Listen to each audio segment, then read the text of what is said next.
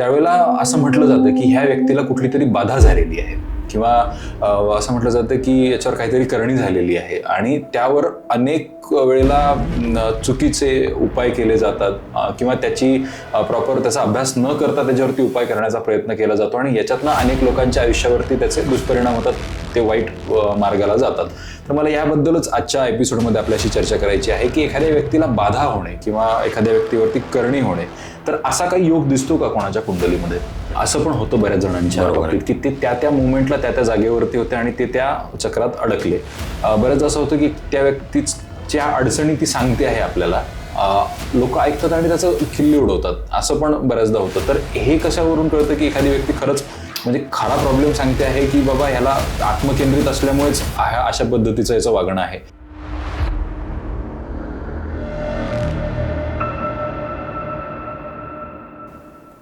नमस्कार, ज्योतिष भास्कर सुशील कोराड यूट्यूब चॅनलवर तुम्हा सगळ्यांचं मनापासून पुन्हा एकदा स्वागत आहे.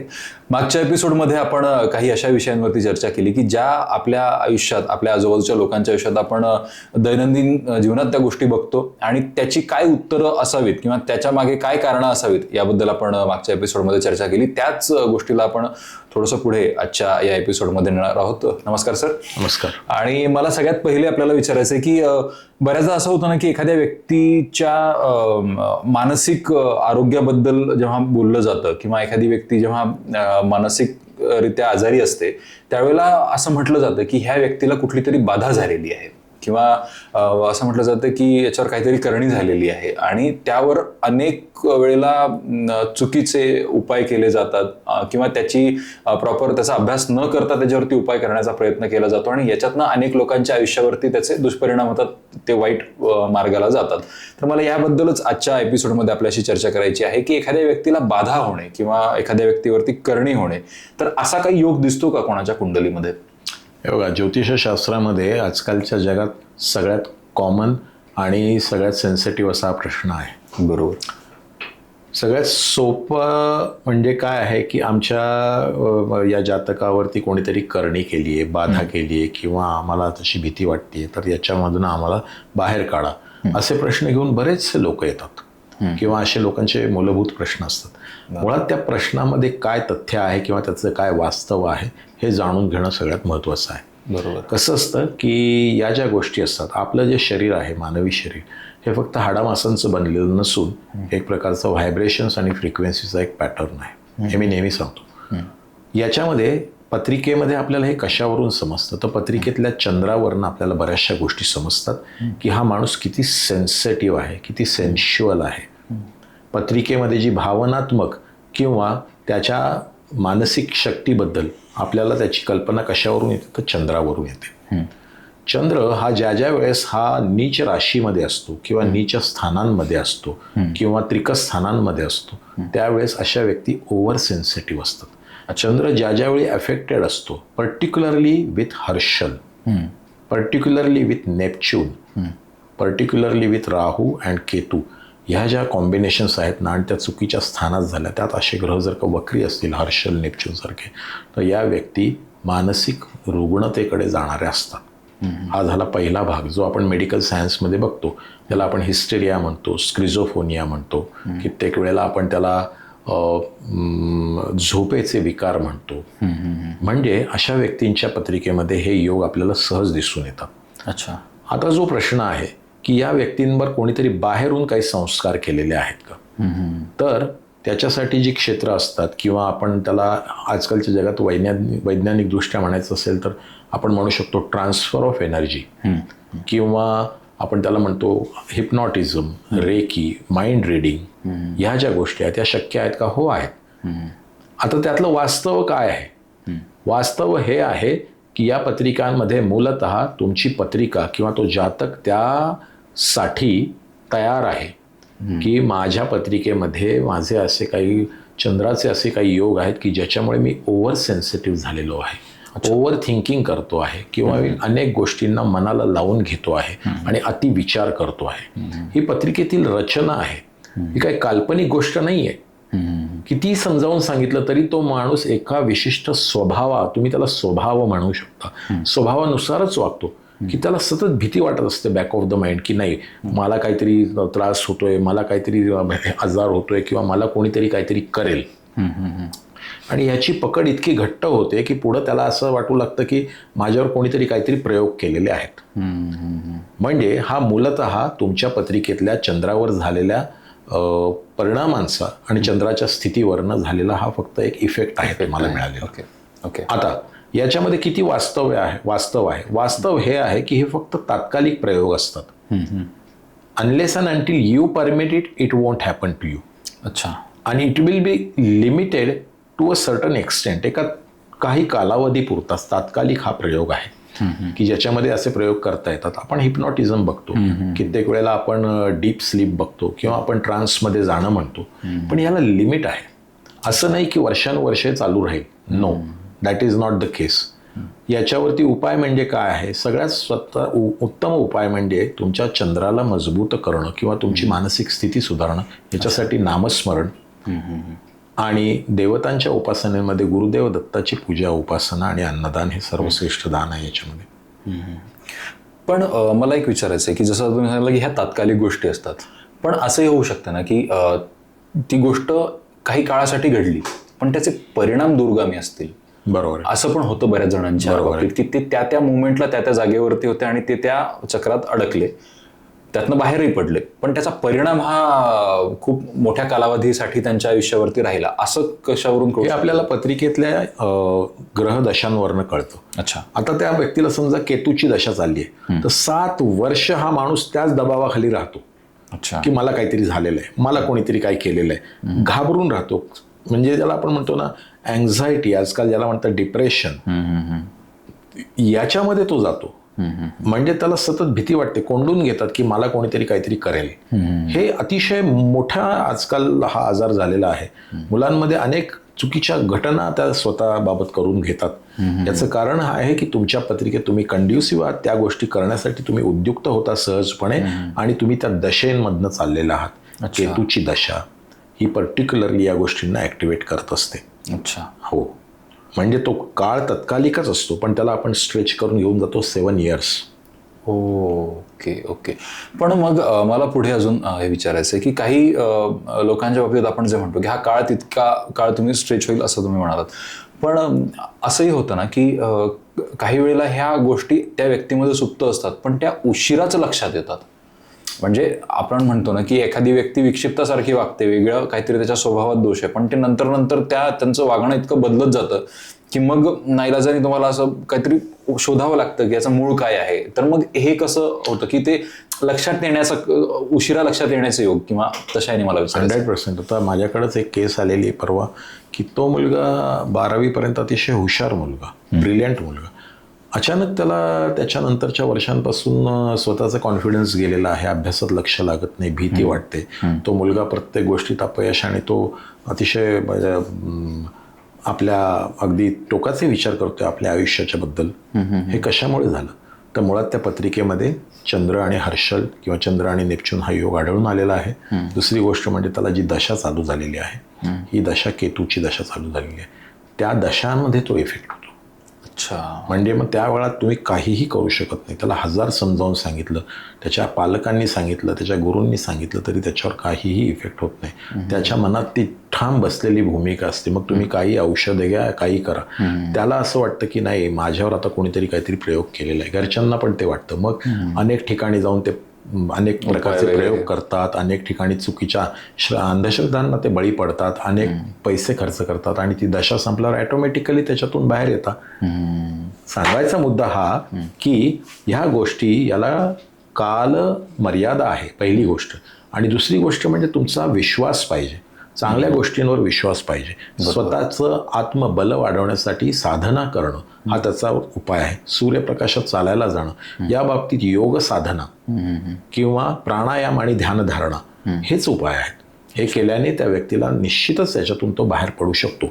समुपदेशन हा नंतरचा प्रकार झाला. मुळात म्हणजे तुम्ही साधना करायला पाहिजे. तुम्ही नियमितपणे योग साधना आणि प्राणायाम ध्यानधारणा करायला पाहिजे आणि आत्मबल वाढवायला पाहिजे. बरोबर. त्याच्यासाठी श्वासांचा किंवा प्राणायामाचा खूप उपयोग होतो. ओके. मला पुढे एक विचारायचं आहे की ह्याबद्दल तुम्ही सांगितलं आता ज्या व्यक्तीचं तुम्ही उदाहरण सांगितलं की त्यांना काहीतरी सातत्याने असं वाटत राहतं की काहीतरी त्यांच्यासोबत घडलंय, पण हे पण असतं ना कधीतरी की एखादी व्यक्ती आपल्याला सांगत असते पण त्याच्यावरती विश्वास पण नाही ठेवत लोक बऱ्याचदा, की आता मूल असेल तर त्याच्यावरती आईवडील विश्वास ठेवतील, एक वेळेला त्याच्यासाठी काहीतरी उपाय करतील, पण मग बऱ्याच असं होतं की त्या व्यक्तीच्या अडचणी ती सांगते आहे आपल्याला, लोक ऐकतात आणि त्याचं खिल्ली उडवतात, असं पण बऱ्याचदा होतं. तर हे कशावरून कळतं की एखादी व्यक्ती खरंच म्हणजे खरा प्रॉब्लेम सांगते आहे की बाबा ह्याला आत्मकेंद्रित असल्यामुळेच अशा पद्धतीचं याचं वागणं आहे, हे कशावरून कळून येतं आपल्याला? नाही, हे बघा काय असतं की आता ज्योतिषी किंवा जे पत्रिकेचा गहन अभ्यास करतात त्यांना कळते याच्यातली सत्यता काय आहे ते, पण ज्या लोकांना ते माहिती नसतं दुर्दैवाने ते अशा व्यक्तींची चेष्टा करतात किंवा हे सगळं याला काय होणारे मनाचे खेळ आहेत असं समजतात. तसं नाहीये. ओके. सायकोसोमॅटिक डिसिजेस हा या पिढीचं एक मोठं चॅलेंज आहे आणि आजकालच्या जगामध्ये ह्या भरपूर केसेस आपण पाहतो, कारण की जग इतकं वेगवान झालेलं आहे आणि स्पर्धात्मक झालेलं आहे की नर्वसनेस, डिप्रेशन अशा सेन्सिटिव्ह पत्रिकांना सहज येतं जातकांना. अच्छा. मग याच्यामध्ये त्यांना योग्य मार्गदर्शन करून त्यांना समजून घेणं हे आजकालच्या जगाची गरज आहे. त्यांना योग साधना, प्राणायाम, ध्यान धारणा, हनुमंताची उपासना, विशिष्ट मंत्रोच्चारण आणि अन्नदान करणं आवश्यक आहे. आणि याचा दुसरा अर्थ असा नाहीये की तुम्ही मांत्रिकाकडे जा आणि तंत्रमंत्र याच्यामध्ये पडा. याचा अर्थ असा आहे की तुम्ही अंधश्रद्धांना बाजूला सारून स्वतःवर विश्वास ठेवा. बरोबर. आणि आत्मबल वाढवा. आत्मबल वाढवण्यासाठी ज्याला आपण म्हणतो ना की पुन्हा तेच की चैतन्य त्याचा तुम्ही अभ्यास करायला पाहिजे, जे तुमच्या आतमध्ये आहे त्याला जागृत करता आलं पाहिजे. ती कला म्हणजे प्राणायाम. श्वासाकडं साक्षी होऊन बघणं, श्वासांच्या गतीमध्ये बदल करणं आणि अनेक त्याच्या सहाय्याने तुम्ही स्वतःच्या शरीरावर आणि मानसिकतेवर बदल घडवून आणू शकता. बाहेरची बाधा, भूतबाधा किंवा करणी या सगळ्या गोष्टी या अंधश्रद्धेच्या आहेत. त्याच्यामुळे त्याच्यावर विश्वास न ठेवता स्वतःवर विश्वास ठेवून, गुरुदेव दत्तावर विश्वास ठेवून आत्मबल वाढवणं आणि साधनेचा मार्ग म्हणजे रोज सकाळी 1 तासभर स्वतःला देऊन सूर्यप्रकाशात चालायला जाणं, योगासनं, प्राणायाम करणं, दीर्घ श्वसन करणं आणि अन्नदान करणं, नम्र होणं. अहंकार हा सगळ्या गोष्टींचा पाया आहे. ज्यावेळेस तुम्हाला अहंकार राहतो किंवा तुम्ही स्वतःला समजता की हे शरीर म्हणजे मीच आहे, ही तुमची सगळ्यात मोठी चूक आहे. हे शरीर म्हणजे तुम्हाला दिलेलं अतिशय सुंदर एक मेकॅनिझम आहे की ज्याचा तुम्ही वापर करून घ्यायचा आहे. आपल्या सगळ्यांच्या मध्ये जो आत्मा आहे, जे चैतन्य आहे ते एकच आहे. बरोबर. आणि हे जे बाकीचे आहेत ते आपले भोग आहेत. हे तुम्हाला कोण सांगतं? तर तुम्ही जेव्हा दत्ताच्या चरणी जेव्हा तुम्ही शरण जाता त्यावेळी हा तुम्हाला प्रकाश सापडतो. बरोबर. मला अजून विचारायचं की जसं आपण मागच्या एपिसोडमध्ये याबद्दल चर्चा केली की एखादा अपघात एखाद्या व्यक्तीच्या बाबतीत होतो तर त्यातनं ती व्यक्ती एकतर बदलून जाते किंवा त्यातनं ते निघतात सुखरूप, असं पण होतं, किंवा नुकसान होतं त्या व्यक्तीचं असं पण बघतो. तर ह्याही प्रकारात असं होऊ शकतं का की एखाद्याच्या पत्रिकेत असे योग आहेत की ज्याच्यामुळे त्या व्यक्तीला एखादा सायकोसोमॅटिक डिसीजच्या ती सापडू शकते व्यक्ती, पण त्यातनं ती बाहेर पडेल की नेहमी त्याच्यात गुंतून राहील, हे कशावरून कळू शकतं? जसं दशांचा तर भाग आहेच आहे, पण कुठेतरी हे कळत असेल ना की ह्या योगामुळे कदाचित ते तारून निघेल किंवा ते बरे होतील त्यातनं. नाही, व्हेरी गुड क्वेश्चन. पर्टिक्युलरली या दशांमधून जात असताना ज्यावेळेस पत्रिकेतले 8व्या स्थानावरनं पापग्रह ट्रान्झिटमध्ये जात असतात किंवा चंद्र जात असतो किंवा शुक्र जात असतो, अशा वेळेस अशा लोकांना वेड लागणं किंवा अति दबाव सहन न होणं आणि ते स्वतःचं काहीतरी चुकीची एखादं पाऊल उचलणं या गोष्टी घडतात. मग हे योग असताना ते तुम्ही ॲक्टिवेट करता त्या कालामध्ये. त्यावेळेस जर का श्रद्धा, सबुरी आणि संयम ठेवला आणि साक्षी भावाने आपण या सगळ्या गोष्टींकडे पाहिलं तर तो योग निघून जातो. म्हणजे मुळात पत्रिकेत ती मोठी दशा लागलेली आहे, तुमच्या पत्रिकेत तसे योग आहेत आणि त्याच सुमारास पत्रिकेतल्या 8व्या किंवा 12व्या किंवा 6व्या स्थानावरनं असे जे सेन्सिटिव्हिटीचे ग्रह आहेत ते चाललेले आहेत. शनी आहे, चंद्र आहे, शुक्र आहे, काही वेळेला वक्री मंगळ आहेत. असे चाललेले असताना असे योग निर्माण होतात की घातपात किंवा आत्मघात असेही योग निर्माण होतात. आणि दुसऱ्या बाजूनी आपण ती दशा संपली की त्याच्यातून बाहेर येतो किंवा आपण गुरुच्या शरणी गेलो आणि आपल्या पत्रिकेत ट्रान्झिटमध्ये उच्च गुरु आला आणि त्या गुरुची जर का दृष्टी पडली त्या स्थानावर तर आपण सुखरूपपणे त्या कालावधीत सुद्धा निभावून नेऊ शकतो. बरोबर. पण ह्याच्यामध्ये अजून एक पण भाग असतो ना, की जसं तुम्ही सांगितलं की एखादी व्यक्ती आत्मघातक की एखादा निर्णय घेते, त्यावेळेला त्याच्या आजूबाजूला असलेली माणसं पण फार महत्त्वाची असतात. कारण बऱ्याच असं होतं की कोणीतरी सोबत असेल तरी ह्या घटना टाळल्या जाऊ शकतात, किंवा ती व्यक्ती एकटी असेल तर याची तीव्रता अजून वाढते. तर हे पण मग त्या पत्रिकेतनं कळू शकतं का, किंवा एक प्रिव्हेंटिव्ह मेजर म्हणून, की बाबा ह्या व्यक्तीची मनस्थिती आत्ता खराब आहे, याला एकटं सोडू नका, हे पण आपण सांगू शकतो? हो, 100%. मुळात त्या व्यक्तीची जी एफेक्टेड आहे त्याची पत्रिका बघणं आवश्यक आहे. मग तो 1000 लोकांमध्ये जरी असला तरी तो अस्वस्थ राहणार. बरोबर. म्हणजे माझ्यामुळे हे झालं किंवा त्याच्यामुळे हे झालं हा प्रश्नच येत नाही. तुझं आहे तुझ्यापाशी. प्रत्येक जण आपलं एक एनर्जी सर्कल घेऊन आलेला असतो. त्यावेळेस त्या व्यक्तीच्या मनावर तसे परिणाम होतात आणि तो तसं करण्यास उद्युक्त होतो. 100% तो तसं करायची इच्छा बाळगतो. पण मी सांगितल्याप्रमाणे गुरुची दृष्टी किंवा एखादी व्यक्ती जी गुरु समान आहे त्याच्या पुण्याईने त्याला निश्चितच आधार मिळू शकतो. म्हणून काय करायला हवंय, गुरुदेव दत्ताच्या शरणी जाणं किंवा एखाद्या गुरुसमान व्यक्तीला आपला गुरु मानणं आणि या काळामध्ये श्रद्धा बाळगणं, सबुरी बाळगणं आणि आपला आत्मशोध करून स्वतःला बलवान कसं बनवता येईल हे पाहणं. बाह्य प्रकार करण्यात काही अर्थ नाही. बरोबर. स्वतःवर विश्वास ठेवायला पाहिजे आणि उत्तम कर्म करणं आणि हनुमंताची पूजा उपासना करून गुरुची सेवा करून अन्नदान करणे. पिरियड आहे तो निघून जातो. एक चांगला ज्योतिषी तुम्हाला सांगू शकतो की या पिरियडपर्यंत तुला मानसिक त्रास आहे. तो तुम्हाला हे नाही म्हणणार की बाधा आहे का करणी आहे. मुळात म्हणजे XYZ व्यक्तीने काहीतरी केलंय म्हणून माझ्या आयुष्यात त्रास होतो हा विचारच चुकीचा आहे. बरोबर. तू तुझ्या कर्माने ते इन्व्हाइट केलेलं आहेस. बरोबर. की तू असा सेन्सिटिव्ह झालेला आहेस की तुला छोट्या छोट्या गोष्टींचा त्रास होतो. हो. ज्योतिषशास्त्रात बघायचं तर चंद्रावर झालेले परिणाम आणि चंद्राच्या स्थितीमुळे हे असे परिणाम होतात. आणि गोचरीने जेव्हा जेव्हा तिथून चंद्र किंवा राहू किंवा हर्षल किंवा केतू असे जात असतील आणि त्यांची दशा असेल तर हे परिणाम उपभोगायला लागतात. बरोबर. त्याच्यावर उपाय हाच आहे, गुरुदेव दत्त. त्रिगुणात्मक त्रैमूर्ती अशी ही शक्ती आहे की जी साक्षी भावाने तुम्हाला शिकवते की तुम्ही तुमच्या आयुष्याकडे बघता आलं पाहिजे. मी कोणी नाहीये, तो आहे. खरंय. त्यामुळे गुरुच्या चरणी स्वतःला समर्पित करणं तेच तुम्हाला बऱ्याच गोष्टींमध्ये कळून येतं. ते गुरुबिन कौन बतावे वाट अशी एक हे आहे. गाणं शिकताना गुरुबिन कौन बतावे वाट हे एक शिकवलं जातं. त्याचं मूळ कारण हेच जे तुम्ही आता सांगितलं. त्यामुळे गुरुला समर्पित होऊनच तुम्ही बऱ्याच गोष्टींमधनं बाहेर पडू शकता. तर मला अजून याच्यामध्ये थोडंसं ह्या विषयाला थोडंसं पुढे न्यायचं आहे की हा मानसिक आजारांचा एक भाग झाला, त्याबद्दल आपण बोललो. पण पुढे जे शारीरिक आजार आहेत हे बऱ्याचदा असं होतं की त्या व्यक्तीच्या बाबतीत ते शारीरिक आजार असतात, घरात कोणालाही तो आजार नसतो, किंवा असे होतं की काही आजार हे अनुवंशिकरित्या त्या व्यक्तीच्या शरीरात येतात. मधुमेह आहे किंवा हृदयविकार आहेत, ह्या गोष्टी जनरली आपण बघतो की ह्या अनुवंशिकतेने आलेल्या आहेत. तर मला विचारायचं की एखाद्या व्यक्तीच्या आयुष्यात हे असे आजार येणार आहेत, म्हणजे अचानक येणारे आजार आणि हळूहळू वाढत जाणारे आजार, ह्याबद्दल कसा पत्ता लागू शकतो? हे बघा, 6वं स्थान आहे, त्या 6व्या स्थानावरनं तुम्हाला असे आजार दिसून येतात की जे तुम्ही बरे करू शकता किंवा ज्याच्यावर तुम्ही उपाय करू शकता. आणि 8व्या स्थानावर जर पापग्रह असतील तर आपल्याला समजतं की हे कोणाच्याच हातात नाहीये, तो ते घेऊन आलेला आहे, जन्मताच घेऊन आलेला आहे.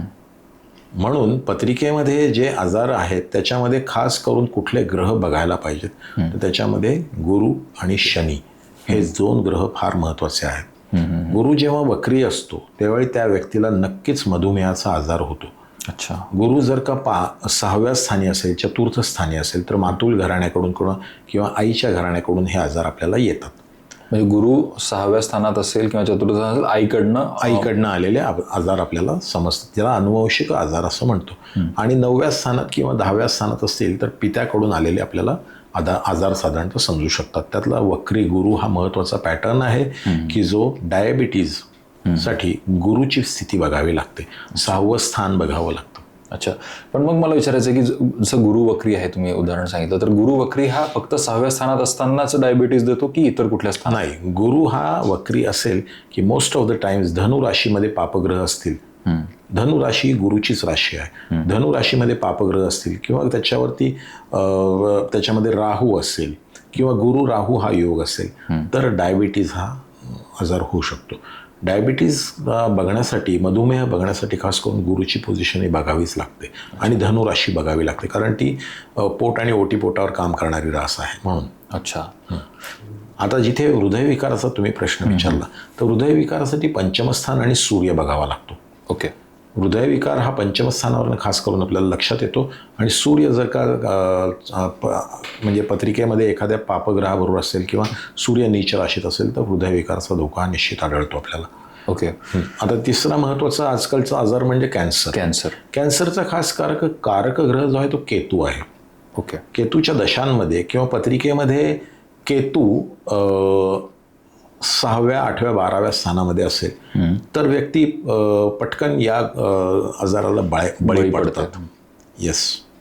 पण मग असे आपण बऱ्याचदा हे पण बघतो ना की कॅन्सर झाला, कर्करोग झाला, तो आधीच कळला आणि बरा झाला, असे काही आहेत, आणि काही असे असतात की तो नाहीच शेवटपर्यंत बरा झाला कर्करोग, तो वाढतच गेला. हे कसं बघू शकतो आपण? कसं आहे की तो होणार आहे किंवा तो पत्रिकेत तसा योग दिसतो आहे हे आपल्याला केतूवरनं कळतं. ओके. प्रत्येकाच्या पत्रिकेत केतू आहे, पण केतूच्या विशिष्ट रचना, त्याची नक्षत्र किंवा त्याची स्थिती पत्रिकेतली, त्याचे योग ग्रहांबरोबरची, ते आपल्याला कळतात की हे या व्यक्तीला या ठिकाणी कॅन्सर किंवा अनकंट्रोल्ड ग्रोथ ऑफ सेल्स देणार आहे, म्हणजेच कॅन्सर. हे विविध प्रकारचे कॅन्सर्स आहेत, हे आपल्याला कळतात. पण त्यापासून घाबरण्याची काही हे नाही आहे, कारण की अनलेस अँड अंटिल योग हा ॲक्टिवेट कधी होतो त्या दशांमधनं आणि गोचरींचा एक मिलाफ झाला की होतो.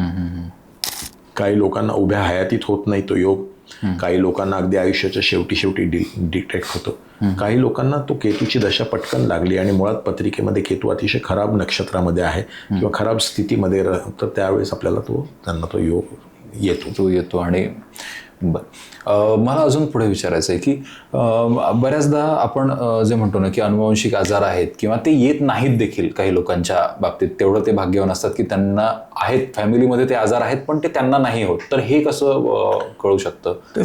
तुमच्या प्रश्नामध्येच तुम्ही उत्तर दिलं की भाग्य, पत्रिकेतला भाग्यस्थानाचा अधिपती अतिशय उच्च असेल किंवा पत्रिकेवरती गुरुची दृष्टी असेल किंवा भाग्येश हा लग्नस्थानामध्ये असेल, भाग्येश हा चतुर्थ स्थानामध्ये असेल, तर त्या व्यक्तीला काहीही धोका नसतो. अच्छा. हो. याचं कारण काय, भाग्येश ही एक मोठी रचना आहे. पत्रिकेतलं 9वं स्थान हे भाग्यस्थान आहे, त्याचा अधिपती सुस्थितीत असेल, लग्नेश सुस्थितीत असेल तर त्या व्यक्तीला कधीही आयुष्यामध्ये असे त्रास होत नाहीत आणि चांगलं सुंदर आयुष्य जातं. ओके. त्यामुळे जे आपण म्हणतो की आरोग्यम धन संपदा, तर खरं तुमचं धन जे आहे ते तुमचं आरोग्य आहे. ते आरोग्य चांगलं असेल तरच तुम्ही आयुष्यातल्या सगळ्या गोष्टी सहज त्याने करू शकता. आता आजारांबद्दल आपण बोललो, पण एक मला हे पण विचारायचं की त्याची जी एक सकारात्मक बाजू आहे की एखादी व्यक्ती खरंच खूप सुदृढ आहे तब्येतीने आणि अगदी संपूर्ण आयुष्यात, म्हणजे असं होत नाही की कोणाला कधीच कुठला आजार होणार नाही, असं होत नाही, ती वेळ असते, पण एकंदरीत या व्यक्तीचं आरोग्य चांगलं आहे, हे कसं ओळखलं जाऊ शकतं? लग्नेश हा जेव्हा चांगला सुस्थितीत असतो किंवा लग्नस्थान मजबूत असतं. लग्नस्थान म्हणजे काय, पत्रिकेतली पूर्व दिशा. या ठिकाणी जर का अतिशय बलवान ग्रह असतील किंवा त्या लग्नस्थानाचा अधिपती अतिशय स्ट्रॉंग ठिकाणी पडलेला असेल, 4थ्या स्थानात पडला आहे, 3ऱ्या स्थानात पडला आहे, 2ऱ्या स्थानात पडला आहे, तर ती व्यक्ती आयुष्यभर अतिशय चांगलं आरोग्य ठेवून राहते. लक्षात. पण हा जर का लग्नेश जर का 6व्या किंवा 8व्या स्थानात पडलेला असेल तर त्या माणसाला आरोग्याचे प्रश्न निर्माण होतात. अच्छा. म्हणजे लग्नेश फार महत्वाचं आहे. हेच लग्नेश म्हणजे तुमचं रोगप्रतिकारक क्षमता, तुमची पर्सनॅलिटी हे लग्न ठरवतं. ओके. पुढे लग्नेश वक्री असेल तर काय परिणाम? मग लग्नेश जर का वक्री असेल तर माणसाला नेहमीच अशा गोष्टींचा त्रास होतो की ज्याच्यात अहमपणा येतो. तो असतो पराक्रमी, सगळं ठीक आहे, पण त्याला अहमपणामुळे उद्भवणारे आजार म्हणजे ॲक्सिडेंटली योग येतात. अच्छा. हो. लग्नेश वक्री ही एक चांगली घटना नाही. वक्री ग्रह हे खास करून वाईट नसतात, पण ते तीव्र परिणाम द्यायची क्षमता ठेवतात. आणि जर का ते लग्नी असतील, तुमच्या डोक्यावर असतील, तर माणसाच्या पत्रिकेमध्ये अति अहमपणाचा भाव येतो. अच्छा. आणि मग त्याच्यामुळे त्याच्या रोगांची निर्मिती होत जाते. ओके. कारण ह्या सगळ्या गोष्टींबद्दल बऱ्याचदा प्रश्न विचारले जातात आणि होतं पण असं ना की एखादा रोग अचानक आला जसं तुम्ही सांगितलं की जे बरे होऊ शकणारे रोग आहेत ते आपण 6व्या स्थानावरून बघतो, 8व्या स्थानामध्ये दीर्घकाळ चालणारे रोग असतात त्याबद्दल. पण असे पण काही आजार असतात ना की ते अचानक येतात. आता काही लोकांच्या बाबतीत म्हणतो की याचा रुटीन चांगलाही आहे, पण अचानक त्याला हृदयविकाराचा झटका आला त्या व्यक्तीला. आपण जेव्हा पत्रिका बघतो त्यावेळी आपल्याला लक्षात येतं की आता ही दशा बदललेली आहे. अच्छा. त्या दशेमध्ये समजा शनीची महादशा चाललेली आहे आणि त्याच सुमारास शनी 8व्या स्थानावरनं भ्रमण करतो आहे किंवा 6व्या स्थानावरनं भ्रमण करतो आहे. आपल्याला लक्षात येतं की आता येणारा काळ हा त्याला सतावणारा आहे. मग शनी किती वर्ष असतो त्या ठिकाणी? 2.5 वर्ष असतो. मग आपण त्याला सांगायचं की 2.5 वर्ष तुला असा असा शारीरिक त्रास होणार आहे. आणि त्या दरम्यान जेव्हा शनी वक्री होणार आहे किंवा त्याचे कॉम्बिनेशन्स इतर ग्रहांबरोबर कधी होणार आहेत त्या वेळेस तुला त्रास होणार आहे. अच्छा. म्हणजे एवढे दिवस नव्हता, पण आता तो फक्त शनीचं सांगतोय. शनी तिथे आलेला आहे म्हणून तुला हा त्रास होणार. ओके. पण मग त्याच्यातनं बरं होतो ते? हो, मग त्या काळानंतर तो त्याच्यातून ऑटोमॅटिकली बाहेर पडतो. ज्यावेळेस शनी त्याच्यातून पुढे जातो त्यावेळेस त्याला जी दशा चाललेली आहे ती सुद्धा जर का अकारक ग्रहाची असेल तर तो लांबवर चालतो. अच्छा. कारक ग्रहाची असेल आणि त्याच्या पत्रिकेमध्ये त्या ठिकाणाहून शनी चाललेला असेल तर त्याला ते भोग भोगावे लागतं थोड्या काळापुरते. ओके. म्हणजे शेवटी काय काय बघतो आपण तर ड्राईव्ह फोर्स म्हणजे दशा कुठली चाललेली आहे आणि गोचरीतून कुठल्या ग्रहांचं भ्रमण तिथून चाललेलं आहे ते बघतो आणि त्या दोन्हीचा योग होऊन मग तो परिणाम देतो आपल्याला. बरोबर. त्यामुळे त्या वेळची ती इंटेन्सिटी असते असं आपण म्हणू शकतो की त्या तो आजार होण्यामध्ये. त्यामुळे मला असं वाटतं की तुमच्या आयुष्यातल्या कुठल्या गोष्टी कुठे घडतात हे तुमची पत्रिका सांगत असते आणि त्या वेळेला तुम्ही सावध राहणं, सावधगिरी बाळगणं किंवा आपल्या दिनचर्येत बदल करणं फार गरजेचं असतं. त्यातनं बऱ्याच गोष्टी तुमच्या आयुष्यातल्या तुम्ही सुधरवू शकता किंवा त्याच्या वाईट परिणामांना थोडंसं तुम्ही डॉज करू शकता असं बरोबर म्हणू शकतो आपण. त्यामुळे स्वतःमध्ये बदल करणं फार गरजेचं आहे. तुमची पत्रिका एक प्रकारे तुमच्या आयुष्याचा आरसा असते. करेक्ट. आणि आपण आरशात बघून आपल्याला माहित असतं की आपले केस नीट नाही आहेत, आपण चांगलं दिसत नाही आहोत, तर आपण स्वतःमध्ये बदल करतो, आपण आरशामध्ये बदल नाही करत. करेक्ट. त्यामुळे तो स्वतःमध्ये बदल करणं फार गरजेचं आहे आणि त्यातनं तुम्ही आपल्या आयुष्यातल्या अनेक अडचणींना सहजतेने सामोरं जाऊ शकता किंवा त्यांच्याशी तुम्ही सहजपणे लढू शकता. आणि याच्यामध्ये आणखीन एक मी ऍड करेन की तुमची श्रद्धा पाहिजे. गुरुच्या चरणी श्रद्धा पाहिजे आणि नम्र भाव पाहिजे. बरोबर. की हा काळ आहे, हा निघून जाईल, पण माझी श्रद्धा आहे आणि मी सचोटीने त्याच्यातून माझं मार्गक्रमण करेन. माणूस याच वेळेस नेमका हे होतो. आणि मगाशी जो तुमचा प्रश्न होता की भूत बाधा करणी किंवा काय, अशाच वेळेस माणसाला सुचत नाही काय करावं आणि तो चुकीच्या मार्गांवर जातो किंवा सोपे उपाय शोधायचा प्रयत्न करतो. योग्य मार्गदर्शन घेणं आणि त्या काळात संयम बाळगणं आणि श्रद्धा आणि चांगली कर्म करणं याच्यातूनच तुम्ही तुमच्या आयुष्याचे भोग हे करू शकता. बरोबर. लक्षात प्रश्नच नाही. कारण म्हणजे जसं ते म्हणतात ना की आपल्या सोबत घडणाऱ्या गोष्टी म्हणजे आपलं आयुष्य म्हणजे 10% आपल्यासोबत घडणाऱ्या गोष्टी आणि 90% आपण त्याला कशी प्रतिक्रिया देतो यावर ते अवलंबून असतं. त्यामुळे त्या वेळेला योग्य प्रतिक्रिया देणं गरजेचं आहे. कधी कधी प्रतिक्रिया न देणं सुद्धा गरजेचं आहे. त्यातनंच तुम्ही तुमच्या आयुष्यातल्या अडचणी ज्या आहेत त्यातनं बाहेर पडू शकता. असं सरांनी आपल्याला आज खूप सुंदर पद्धतीने सांगितलेलं आहे. तुम्हाला हा एपिसोड कसा वाटला आम्हाला नक्की सांगा. कमेंट्समध्ये अजून तुमचे काही अभिप्राय असतील, तुमचे काही प्रश्न असतील तर ते तुम्ही पोस्ट करू शकता. शिवाय ज्योतिष भास्कर, सुशील कोराड सरांना तुम्ही तुमच्या आयुष्यातल्या प्रश्नांविषयी नक्कीच विचारपूस करू शकता, विचारणा करू शकता. त्यासाठीची माहिती या व्हिडिओच्या डिस्क्रिप्शनमध्ये दिलेली आहे, तिकडे नक्की संपर्क करा आणि एपिसोड कसा वाटला जरूर कमेंट्समध्ये सांगा. धन्यवाद.